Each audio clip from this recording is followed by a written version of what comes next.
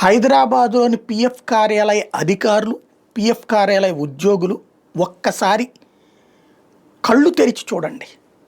అలాగే భారతీయ జనతా పార్టీకి సంబంధించిన కేంద్ర మంత్రులు ఒక్కసారి అక్కడున్న ఈపీఎఫ్ ఆఫీస్ సంగతి కనుక్కోండి.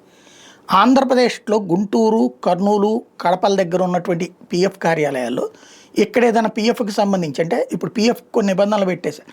ఎంత కావాలంటే అంత డ్రా చేసుకోవచ్చు, 90% దాకా డ్రా చేసుకోవచ్చు. కేంద్ర ప్రభుత్వం ఇచ్చిన ఒక అద్భుతమైన అవకాశం, దాన్ని సద్వినియోగం చేసుకున్నారు. ఇక్కడ అప్లై చేస్తే డబ్బులు వచ్చేస్తున్నాయి. హైదరాబాద్లో నిలువు దోపిడీ చేస్తున్నారు, ఏదో ఒక వంక పెట్టి రిజెక్ట్ చేస్తున్నారట.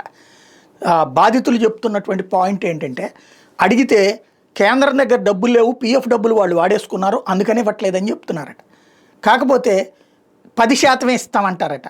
అసలు సీన్ ఏంటంటే, డబ్బులు ఇప్పుడు 50%, 30%, 70%, 90% అడిగితే, ఎక్కువ అమౌంట్ అడిగితే వెంటనే ఇక్కడ లేదని చెప్పేస్తారు, రిజెక్ట్ చేస్తారు.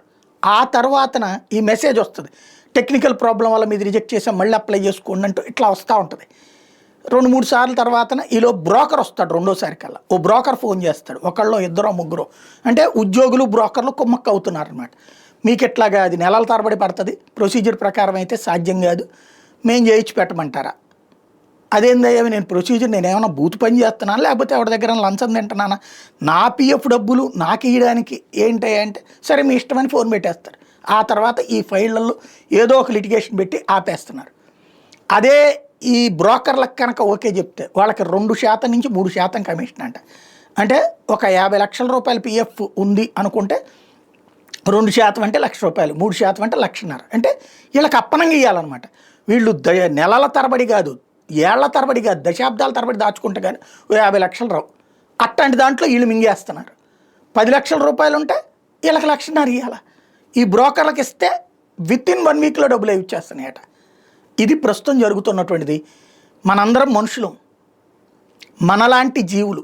పిఎఫ్ అంటే ఏంటండి? రాత్రి పగలు కష్టపడితే వచ్చిన జీతంలో నుంచి కట్ చేసి, ఆ కట్ చేసిన అమౌంట్కి అవతల ఉన్నటువంటి యాజమాన్యం కలిపి యాడ్ చేసి కట్టాడు.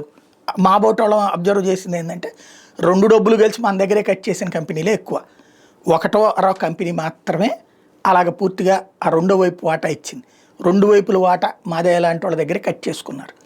అటు తీసుకోవడానికి కూడా దోచుకుంటే ఎట్లాగండి?